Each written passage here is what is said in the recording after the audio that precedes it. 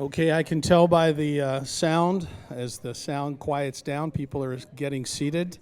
I'd first like to thank our lunch sponsors, Safe and Just, and Sadis Brothers for the catering.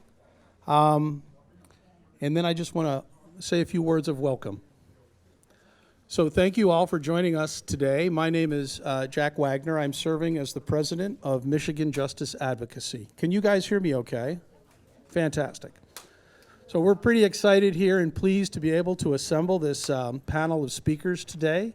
Happy to see everyone here for this Lunch and Learn. Our goal today is to provide a solid background of understanding and several perspectives on two topics that are closely connected. The positive incentive systems used in many state prisons around the country, commonly called good time or earned time, and then in conjunction with that, the history of the policies and laws which have come to be known as truth in sentencing. So our lineup today includes three special guests. In our first discussion, we'll be looking at the history of truth in sentencing and how that unfolded here in Michigan. Then we'll hear from a former Michigan state lawmaker, and finally a law enforcement professional.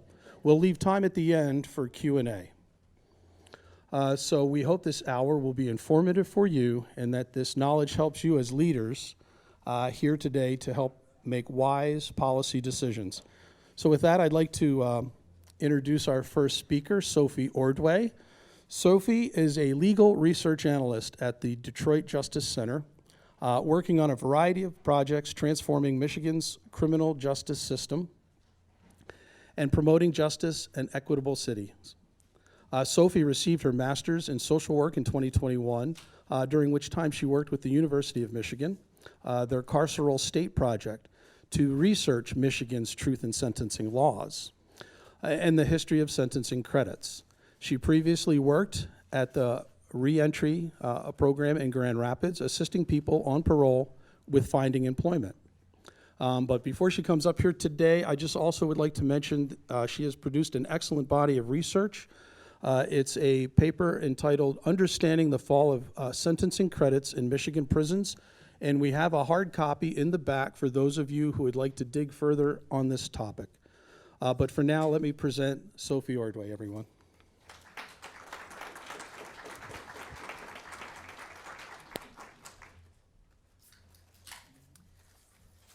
Thanks, Jack, and thank you all for being here. Good afternoon. Can you all hear me all right? Great. Thanks again to everyone for being here and to Michigan Justice Advocacy for hosting this important discussion and asking me to be a part of this panel. As Jack said, I work at the Detroit Justice Center and was asked to talk about the history of Michigan sentencing credits and our truth in sentencing laws because I spent a considerable amount of time during my graduate program trying to understand, why we still have truth in sentencing in Michigan when so many other states do not, and so many other states do have some sort of good time credit system. So today I'm going to try to explain as best I can what I've learned, mostly focusing on the historical timeline of Michigan sentencing credits and how it was impacted by the socio-political context of the last 50 or 60 years. So before getting into that, as we've already mentioned, it's an important piece of context to keep in mind that, like many of our other policies in Michigan, our policy related to sentencing credits makes us an outlier. Most other states have some form of sentencing credits. And this map from Prison Fellowship shows how much potential time off people can earn off of their sentence depending on the state. And some other sources will estimate that there are even fewer states with no sentencing credit system, but Michigan is definitely one of those select few states with no sentencing credit. To better understand how we got to where we are today with no option for people in Michigan's prisons to earn time off their sentence, it's necessary to look at how we progressed to implementing truth in sentencing. The timeline that you see up on the screen right now has a lot on it, and that's because for about 20 years or so, it was a very messy system in our Department of Corrections. So I'm going to try to break the timeline up into 2 or 3 different sections when important policy changes were made, and we'll come back to this complete timeline at the end. To start, it's really important to point out that Michigan's prisons did operate with a good time credit system for over 100 years. The first version of good time was implemented in 1857. And while there were a few changes to it over the years, it essentially maintained its essence of a graduated system. So the longer somebody spent in prison, the more time they were able to earn off their sentence, as long as they exhibited what was called good behavior, right? So I don't remember the exact numbers, but I think for the first few years, every month that you did not receive a misconduct ticket, you could get a couple days off your sentence. And then it would progress up and up, so that if you had spent more than 20 years in prison, you were able to get up to like 15 days off a month, as long as you didn't get any misconduct tickets. And for most of those 121 years when we had that system, essentially everyone was entitled to the good time credit system. There were a few exceptions here and there when amendments were made or unmade over the years, but for the most part, it applied to everyone. And this broad application of good time credits ended in 1978 with the passage of a ballot initiative known as Proposal B. While we typically think of the 80s and 90s as our tough on crime era in the US, overly punitive policies were starting to pass as early as the 60s and 70s. Michigan's prisons began to see an overcrowding crisis, especially in the 1970s, and this was largely due to a series of policy changes that led to longer sentences, including longer mandatory sentences and an increase in people sentenced as habitual offenders. And I'm pointing out these specific policy changes that take the form of longer sentences as a more punitive response to crime, because it's important to note that the overcrowding crisis was more of a result in an increase in length of stay in prison rather than an increase in prison admissions. So in other words, people were serving longer sentences. It wasn't that more people were committing crimes and being sent to prison. This increase in length of stay was then exacerbated exponentially when Proposal B passed and good time credits were taken away, which was one of the reasons that the Michigan Department of Corrections at the time and the governor's office were very opposed to Proposal B. They were pretty vocal about it. They knew that it was going to worsen the overcrowding crisis. They also knew that the entire campaign was built on a lot of false narratives that would lead to policy decisions being made based on fear and emotion rather than on logic. At the time, the Proposal B campaign was spearheaded by then Oakland County Prosecutor L. Brooks Patterson, and it was successful in eliminating good time credits for people convicted of 80 different assaultive offenses, which was a good amount of people in prison, if not a majority. And the main issue with Proposal B, aside from the obvious one of getting rid of good time credits for most people in prison, was, like I said, that the campaign was built on and perpetuated a narrative that people who come home from prison are, particularly people who were sent to prison for violent crimes, are almost inevitably going to commit more violent crimes. Patterson was intent on convincing the public that they needed to be afraid of people on parole because they were going to kill or assault or violently rob you. But each instance that he pointed to as evidence of that was almost always directly refuted by the Michigan Department of Corrections Director Perry Johnson at the time. Patterson was either twisting the facts of specific cases or sensationalizing rare cases to make it seem like violent crime was happening more often than it actually was, and that it was almost always being committed by people on parole, which was simply not true. Studies have shown that people convicted of things like homicide and criminal sexual conduct have some of the lowest recidivism rates out there, as low as 1% to 5%. Additionally, violent crimes in general, although they may make up a majority of people in prison simply because the people in prison sent there for violent crimes are serving more time, they're actually pretty rare occurrences when looking at the whole picture of harm committed within Michigan and nationally. It's also true that the vast majority of violent crimes are committed by people who have not actually been to prison before. So this idea of once a criminal, always a criminal was and still is the wrong way to frame the issue. Because MDOC Director Johnson and Governor Milliken at the time both understood these statistics and the nuances about violent versus nonviolent crime, and because they understood the benefits of good time credits, they strongly opposed Proposal B and the elimination of good time. They even tried talking Patterson out of his campaign and warned the public against listening to him. But unfortunately, public opinion, as most of us know, latches on to sensationalized and oversimplified news pretty quickly. I think most of us would agree that when we're afraid of something or when our emotions are heightened, we tend to make pretty rash decisions and jump to conclusions before we take the time to think things through or educate ourselves on a topic. So when talking about the socio-political context that led to and fueled the tough on crime era and its policies, we also cannot avoid talking about the role of racism and classism. We all know that the 60s and 70s brought a wave of changes to American culture that invoked fear in a lot of Americans, particularly white Americans, despite the fact that these legacies of these movements and the resulting changes are continuing to push us towards a more equitable society. But the ingrained racism that so many people in power harbored during the 60s and through the 1990s led to all of these tough on crime policies, including truth in sentencing.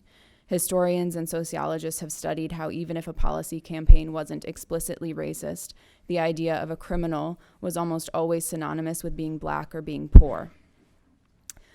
The Proposal B campaign to eliminate good time credits, along with all of the other following policy changes that led to truth in sentencing, were no exception to that rule.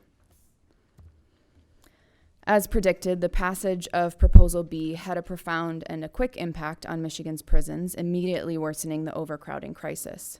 In May of 1979, Governor Milliken delivered an address to the legislature in which he proposed that the state was going to need to spend roughly $400 million to build more prisons in order to house more people coming in and relieve overcrowding. He suggested a tax increase, assuming that Michigans were very well aware that when they voted for Proposal B, they were going to have to pay for more prisons. The legislature also implemented the Prison Overcrowding Emergency Powers Act to try to help relieve overcrowding, which did help for a time when it was used, but it was eventually abandoned in 1986.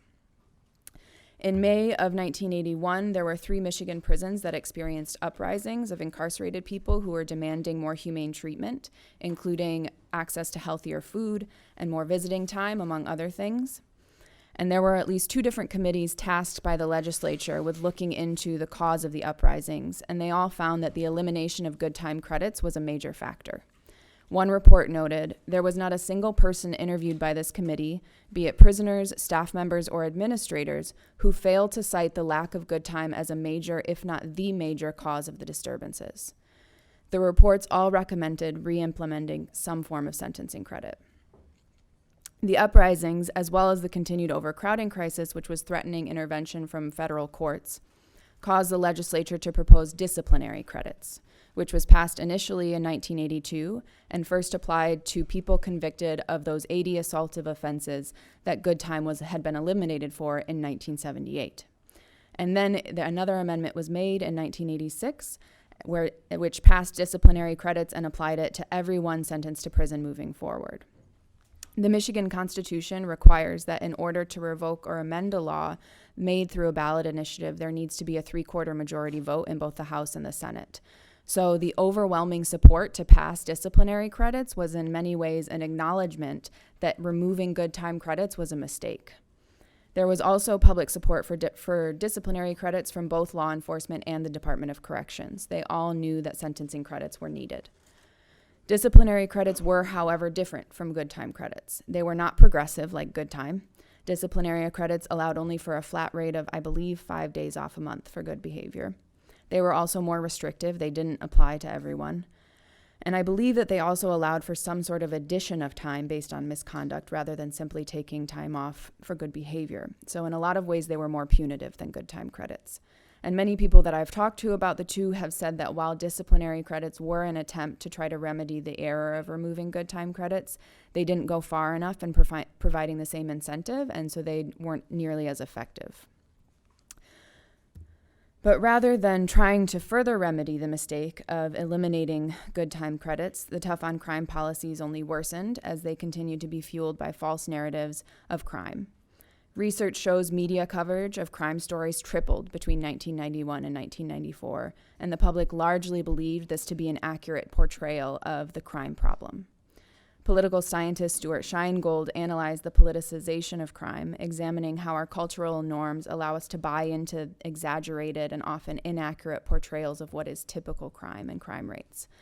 When the media and politicians focus only on the worst instances of violence, combined with a lack of access to the correct information on rates, types, and causes of crime, we as a mass of people, as the public, tend to believe that these depictions are the norm, when in fact they are the exception.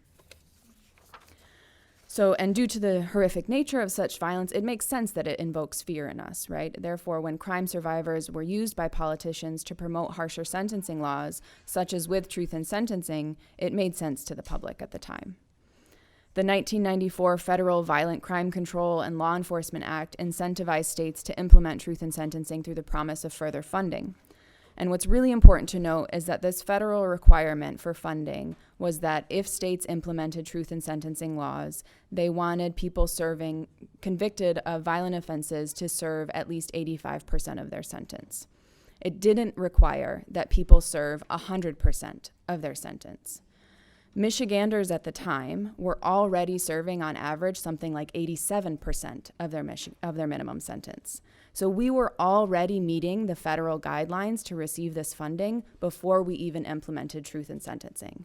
In other words, we did not need to implement truth in sentencing. We were already having really long sentences. But we decided that we wanted to implement it so that we could get this federal funding to build more prisons and house more people as our prison population continued to rise. So while truth in sentencing passed in 1994, we didn't actually implement it until 1998 because the legislature wanted it to be tied to the new sentencing guidelines. And if you haven't read Safe and Just Michigan's recent report on our sentencing guidelines, I highly recommend that you do, as there's a really good analysis in there, and it's obviously tied to truth in sentencing. The 1998 TIS laws applied to people convicted only of certain violent offenses, and then in 2000, they passed another law, and truth in sentencing was applied to everyone moving forward. And this is the system that we still have today, truth in sentencing. Under this system, no one is eligible to receive any time off of their sentence for good behavior. Everyone must serve every day of their minimum sentence before they are even considered for parole by the parole board. And as a state, many of you may know, we're also pretty well known within the U.S. as a state that keeps people long past their earliest parole date as well. So that was a lot. As I'm sure you'll hear the next two speakers discuss, and as the folks at Michigan Justice Advocacy say, bringing back good time credits, it makes sense. Not only would it help to reduce the prison population and therefore reduce spending on prisons, which could then be spent on more effective community-based responses to harm and violence, but it would also help us to move one step closer to being a state that values and actually recognizes the humanity in everyone. As human beings, especially when we don't have the resources we need, we all have the capacity to cause harm, every single one of us. Given the right supports and the opportunities, we also all have the capacity to learn from our mistakes and do better in the future. Good time credits is just one of those supports that we need to be able to do that. So again, that was a lot. Thank you all for listening. As Jack said, there's a copy of my paper. I've also linked it in my report here, as well as a couple of other resources, and I'm happy to share these slides with anybody who would like them. My email's at the top. Feel free to reach out to me with any questions, and I will pass it off to whoever's next. And I think we're doing questions at the end. Thank you. Thank you so much, Sophie. That was great. So next I want to introduce our second speaker, Joe Haveman. Joe has served as the Director of Government Relations at Hope Network since 2015, after serving 3 terms in the Michigan legislature. Joe's passion in the legislature centered on criminal justice and correction reforms. He is most proud of authoring legislation to allow juveniles to have their felony record expunged after correcting their behavior as adults. He also championed the cause to phase out and eliminate, and I'm personally going to thank him for this, the state's driver responsibility fees. He continues to lobby for issues related to criminal justice reform and prisoner reentry. And most importantly, he's been married to his wife, Kim, for 38 years. Together, they have 4 children and 7 grandchildren. Congratulations.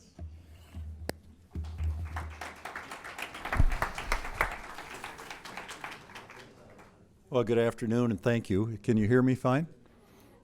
Okay, great. So you heard a fantastic presentation there with all the details and from a very academic perspective, and I'd encourage you to, I hope you took some pictures of those screens. I'm always taking pictures, taking my phone out and taking a picture of screens as people make presentations. Mine is not that way. Mine is talking to you as a former politician. And I see a few state reps in the room, and I hope they listen. I hope we could talk and continue this conversation. I had the best experience of my life in my 6 years here working on something that was not a traditional Republican view.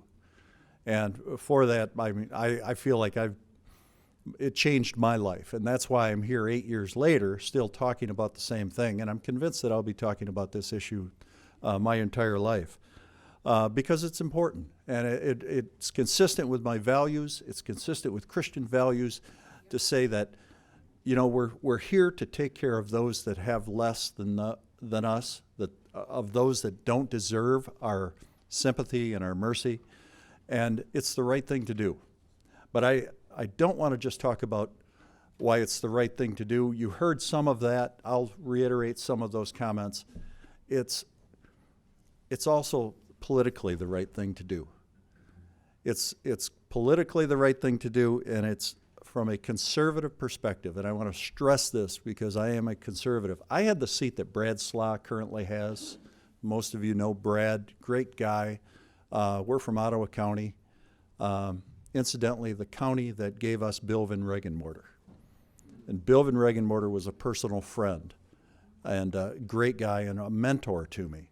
And it's ironic that I'm here 20 years after Bill's been gone, trying to undo, frankly, some of what Bill was doing. And I look at the history that you just saw there, and I don't blame either Republicans or Democrats for the 80s and the 90s and the policies that came out, because they're both at fault. And you saw a picture of Bill Clinton up there. Bill Clinton in the 90s was one of them that piled on to the tough on crime. Prior to that, it started with Nixon, but it was predominantly in the 80s.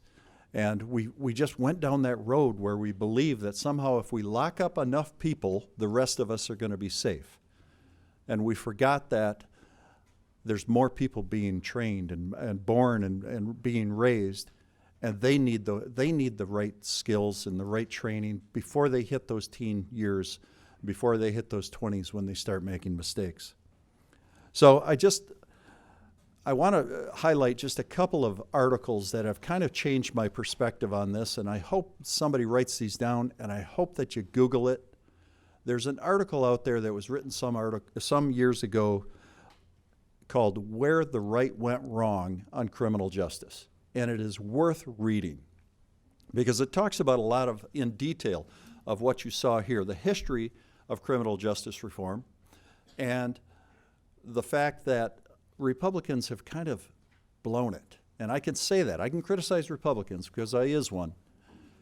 So I won't criticize Democrats as much. But we need to look at this as an issue that can better society I'll back up. My 4 points are, from a faith perspective, we owe it to our public to forgive people for what they've done. It's important that we recognize the mercy side of this. And I know that there was a comment made to me earlier today on behalf of a representative who said, we can't look at good time, we can't look at these credits because we owe it to the victims, we promised them that, and we can't go back. Well, if you take that perspective, then why do we have a legislature at all that can't ever change what's been done in the past? And we didn't promise people that we were going to punish them forever. When we allow people a second chance, we allow their victims to forgive. And it's unfair, but I think our law enforcement and our justice system has encouraged victims to keep the resentment of their criminals, to not allow them to forgive. We've institutionalized that, and we need to change that. So I'd encourage you from a faith perspective to look at forgiveness and to look at allowing mercy, allowing people to have a second chance. It's interesting. Donald Trump was never so popular as when he did the Next Step Act. And if he had continued down that road of looking at people that were different than him, I think he'd still be president today.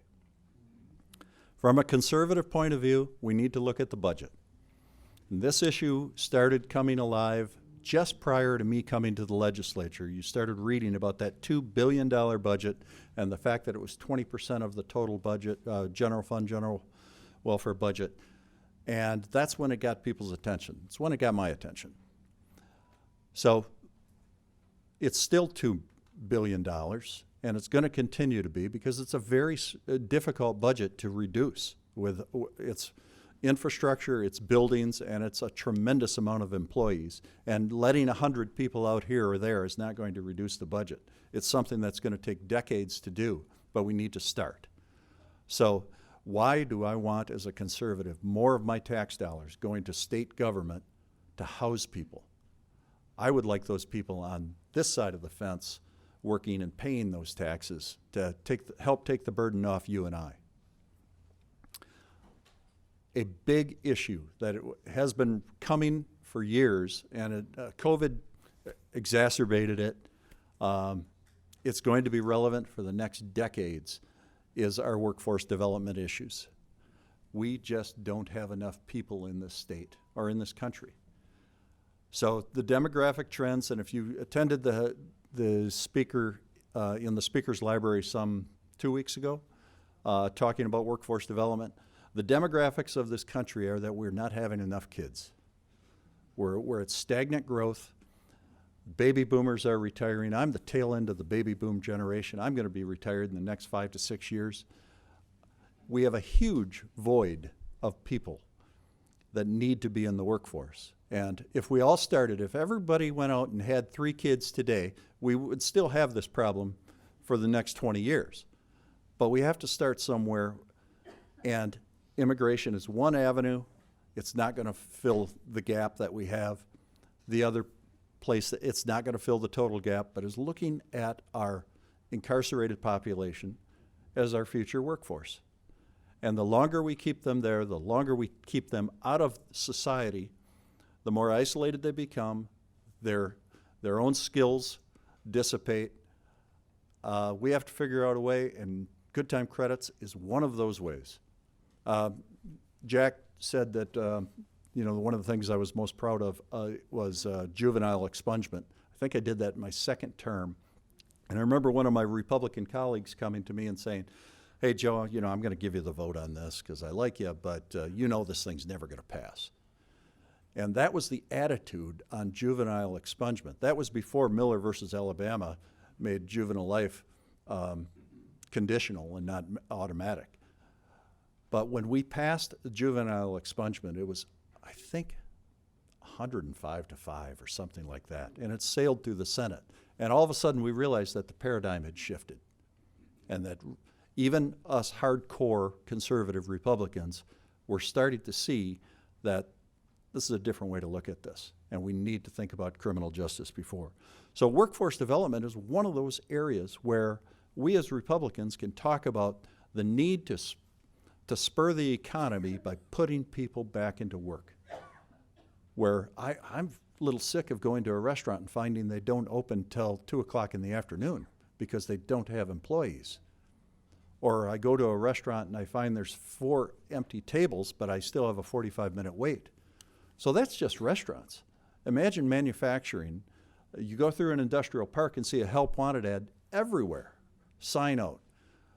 We have a problem in this country that is going to plague us for decades, and it's going to affect our economy. And one way we can fix it, from a family perspective, from an economic perspective, is to allow more people back into that workforce. Our department has done a good job with their vocational village. It hasn't saturated the entire department yet, all 30-some thousand prisoners, but it was a good start. Those employees are coming out and they're getting good, solid jobs, and they're rejoining the economy and they're staying out. And finally, we need to do this because all the Democrats, just close your ears for a minute. Republicans, this is the right thing to do if you want to get reelected. Get rid of the old paradigm that Republicans are supposed to be tough on crime. Broaden the umbrella, do what Donald Trump did in the Next Step Act, and reach out to a broader audience. I came from the most Republican district in the state of Michigan, second most Republican. Next door, Hudsonville was a little more Republican. Holland area, Holland, Zeeland, most Republican area in the state, in the most Republican county in the country, against what my friend Bill Van Regenmorter stood for. The paradigm has shifted, and we've realized that all those issues, all those decisions they made 30 years ago didn't necessarily work. Driver responsibility was low-hanging fruit. That was an easy one because so many people had been affected. We're finding the same thing with the criminal justices. There are so many people in prison that it's affected us, average people.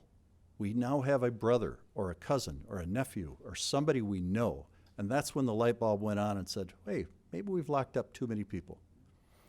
So it's ironic that the city on the hill, this country, this beacon of freedom, is the most incarcerated country in the world. And look, we love to pick on Russia right now, and we should. They're a terrible country for what they're doing. They have a smaller incarceration rate than the United States of America. So I would encourage you, I will drive anywhere in the state to talk to anybody about this issue. I'm here twice a week. Legislators, if they want to talk about this, I'm part of a lot of these different work groups and want to start seeing things happen. This is one of the low-hanging fruit out there. So, thank you.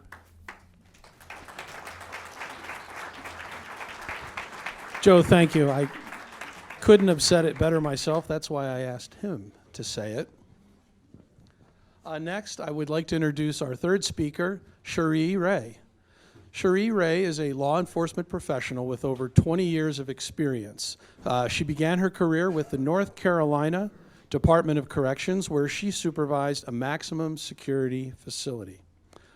Later, she transferred to the Clark County Sheriff's Office in Indiana, where she served as a corrections officer. Most recently, though, she has served with the Corrections Department of Indiana and the Billett County Sheriff's Office in Kentucky.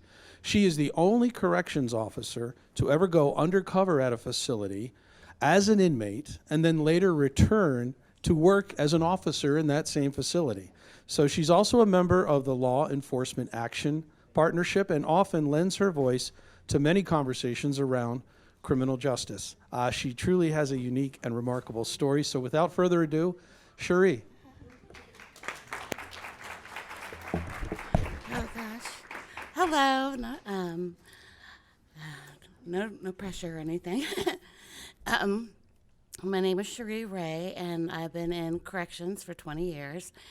And like he was saying, I was given an opportunity back in 2016 to go undercover at a jail as an inmate, which I said, no, that's crazy, not doing that. And my youngest, who was the bonus baby, yay, and she came out and she said, I'm potty training, and I think I made a mess. I'm like, where are we going? I'm going on vacation. And I went undercover as an inmate, and I was at the Clark County Jail. Going in, I had, perspective of, I want to make sure we're doing the right thing because we're trained to be fair, firm, consistent. These are bad people, and, this is what we do, and our system is amazing. However, when I got in there, I realized me with somebody with my experience, a bachelor's degree, a mother, a military wife, after about a week of being treated as, like I say, like a child, told when to eat, when we could shower, when we could watch TV, I began to act like a child.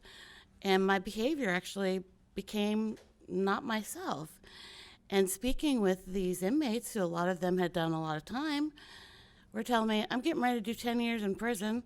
What's the point? The only thing is there's no programs anymore. There's no nothing. And I'm like, well, what's your incentive to behave? They're like, what is my incentive? You're going to take away my commissary? I don't got anybody on the streets that puts money in my books. Well, I DCS to my kids. What do I do? What's the point? We don't have programs? Well, no. Well, a lot of these inmates, first time in their lives, they're sobering up. They're addicts. And given their background and the families they came from, I would be an addict as well myself if I had their story. And so I began to realize, well, what is your incentive? You're going to go to prison, and if you go and there's no good time credits, what leverage do you have as an officer and to control them to begin with? And two, what's your incentives to behave? You're not going to see your child anyways. Your child's going to grow up. First time you ever been sober in your life, because you have to be, you're incarcerated, it changes people. And we don't, offering them NA programs, AA programs, the first time they're learning 12 steps. They're learning how to behave. And then implementing more programs on how to be better parents, how to speak with your spouse, how to do all these things. It made them want to become better. But then realizing if there's no good time credit, what's the point of changing? What's the point of correcting my behavior, which we are correctional officers, we're in a correctional facility. This is about the correctional system. We're supposed to be correcting these individuals.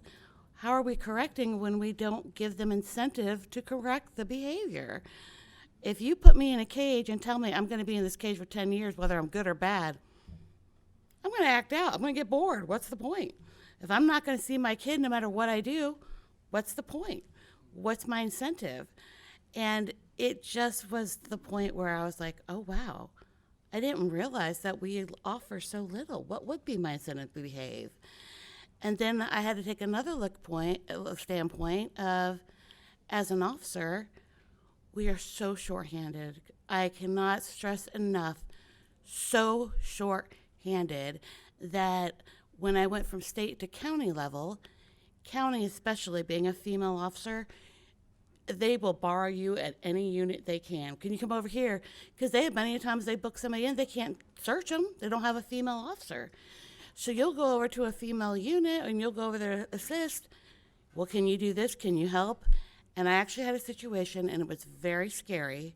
And I tell everybody this. I helped at a neighboring unit. They were so understaffed, 600 and some inmates, 3 officers. They had to throw me because 2 male inmates got into a fight.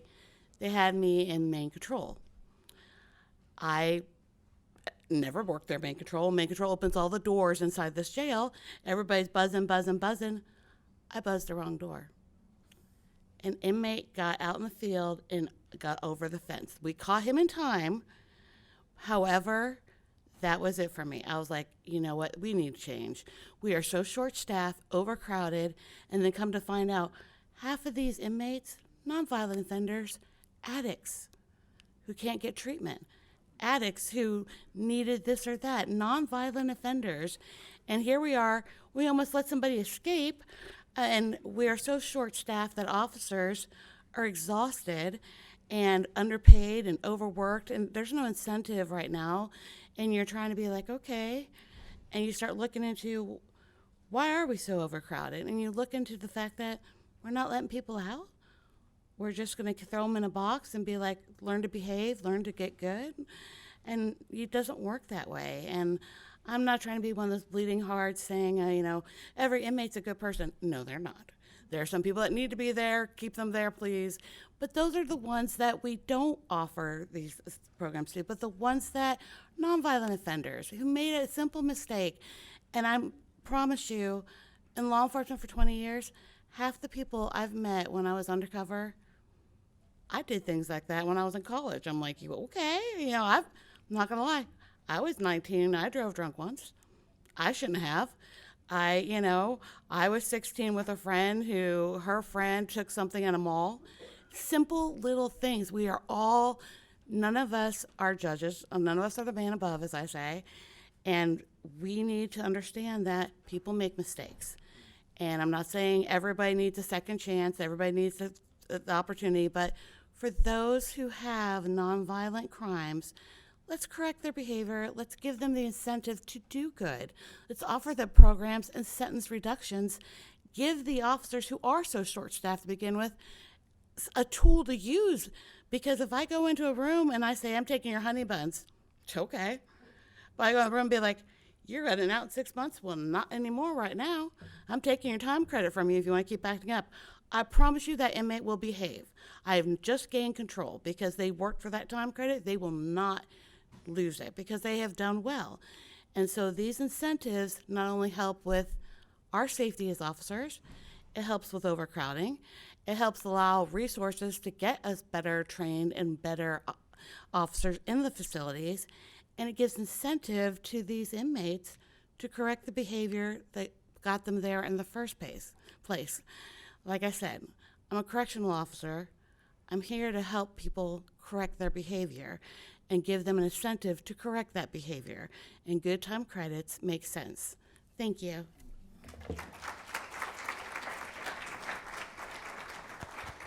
All right, thank you. I wanted to make sure our three speakers were close by in case we had any questions. We're going to open things up for a Q&A time. So let's see, how do we want to do this? Oh, and I also want to announce, thank you for making me aware, Mary. There's some artwork you'll see in the back of the room that was done by incarcerated citizens from our state.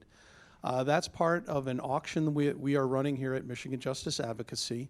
Have a look. That's just a small sampling. You can go online and find more. But let's get our speakers back and find out if we have any questions. Can anybody just raise their hand? If you have a question, I will gladly bring the mic over, and we'll see. John. This question's for Sophie or Joe. And I think you touched on it, Sophie, so maybe I'll start with you. But why is having a very long length of stay bad policy? And I'm thinking, aging out of crime and sort of what we know about aging prisoners and the like. Joe has thoughts on that too. Yeah. So I think, firstly, most other countries don't have lengthy sentences like we do. We are an outlier in the world for having such long sentences. But like John just said, most people are more likely to commit a crime in their late teens to early to mid 20s, and by the time we hit our 30s, we're exponentially less likely to commit any sort of crime or get into trouble with law enforcement. So keeping somebody in prison just to keep them there as a punishment doesn't make sense. It's a waste of money. It's a waste of time. It's a waste of space and resources. And it just doesn't seem to make sense. I don't know if that answers your question, but. Yeah, I think so. And I also say, we should. The DOC is mostly letting people out in their 50s and 60s off these longer sentences, and folks don't have sort of like the ability to work and support families and do a lot of things that Joe, I think, was thinking we need people to do in society. I don't know if Joe is still here. Joe, if you're still here, I'd like to get this mic in front of you for an answer to John's question. Here you go. Sorry, John, I missed the second part there. I Where sort of about aging out of crime and aging prisoners in general. I mean, we have a huge problem with that in our state because of our length of stay. Yeah, Sophie kind of said it. We age out of crime at about 28, is around that age. And yet, if you've ever, I encourage you to, if you get a chance to take a prison tour, do it, and just look at the people that are there. Especially Lakeland is kind of known for that, and a couple others. I mean, when I toured Lakeland, I was shocked to see wheelchairs and IV stands rolling along with prisoners. Are we serious? Are these people dangerous to us? There's got to be an alternative. If we can get people out in their, after they've gone through those dumb years, I call them, when they're adults and they want to start rebuilding their life, and yet they're young enough to work, they can build a life for themselves and be productive in all the things I was talking about with workforce. My wife and I have been following the whole mess in Grand Rapids with the young man who was shot and killed by the police officer, 26 years old. And I said to my wife, another tragedy of that, because he had like 8 arrests and encounters with the law since he was like 15 to 26. He was right on the cusp. He was about 2-3 years away from the light bulb finally going on and maturing out of that behavior. And it's a shame what happened, but it's also a shame when we put somebody like that in prison for 40 years. and we've just ruined the best years of their lives and the most productive of their lives.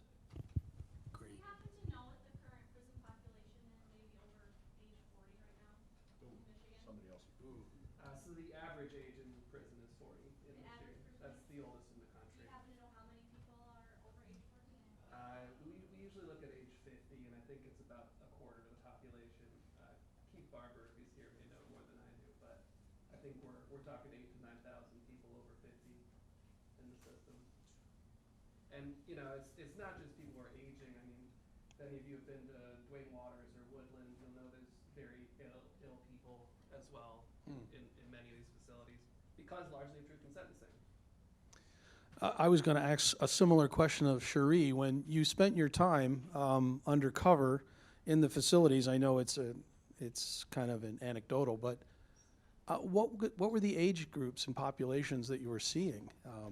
Are we talking about older folks? Are we talking about young kids? And It ranged so much, and like I said, it ranged so much, and I actually want to touch base with what he was saying.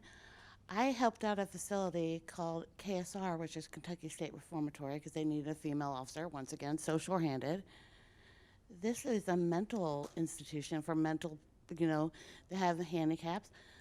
Half the population tested for some type of Asperger's or some type of learning disability.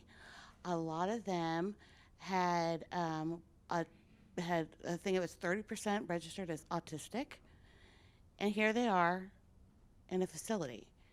They have the capacity of an 8-year-old child, some of them, and I never realized that we lock these people away. They're children. In their minds, even though I'm looking at a grown man who's 50 years old, I have a nephew who's autistic. He's 30 years old. He is a child he's got the mind of a 10-year-old. And you cannot approach them the same way. You cannot do that. And I was like, is this really what our resources are at? We are keeping people like this. I didn't know what we even did things like that. We have people who are, like you said, a lot of soldiers with PTSD who came back. They didn't get the correct treatment. They didn't get the correct medications. And I was married for 17 years, and I tell everybody this story real quick. One of the most amazing men I've ever met. However, his last tour when he went to Afghanistan, the man I gave Uncle Sam is not the man Uncle Sam gave me back. And with the VA being so overcrowded, he didn't get the treatment he needed. He's much better now, but he was not himself. PTSD affects people. Do you know how many incarcerated are veterans who fought for our freedom? And we are throwing away this lock and key because they didn't get the treatment they needed because they didn't have the resources to get the medications they need. So, yes, the age groups and the mental health issue is all over the board. And like I said, everybody needs to be looking at this at a different perspective, not just throwing away lock and the key. all right, I want to be mindful of people's time. I know we told you this was the lunch and learn during the noon hour, and I think we're getting close to the end of that hour. So I am going to wrap it up. I just want to leave you with this. I heard this characterization recently, and I believe it's worth repeating, that there are two types of leaders. So if you're a leader in here today, I am specifically addressing you. But there are those leaders who would use their position of power to uphold their principles, and then there are those leaders who would sacrifice their principles to hang on to their positions of power. So I hope and pray, if you're a leader in here today or an influencer, that you would use that position of power to uphold positive principles. Thank you. Have a wonderful and blessed day, everyone.